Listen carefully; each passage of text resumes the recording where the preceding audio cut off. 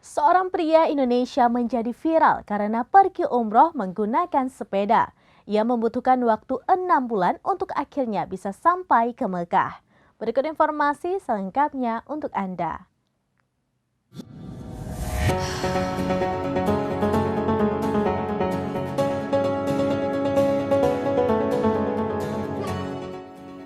Pria Indonesia ini menjadi viral karena umroh dengan naik sepeda.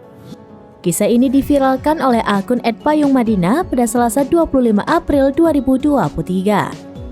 Lewat keterangan di video, pria bernama Muhammad Fauzan ini butuh waktu 6 bulan untuk akhirnya sampai ke Mekah.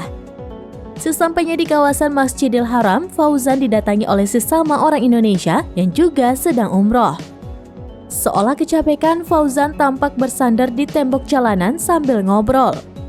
Dia pun juga masih menggunakan pakaian olahraga lengkap topinya. Sepedanya tampak banyak kantong-kantong untuk menyimpan kebutuhannya dalam perjalanan.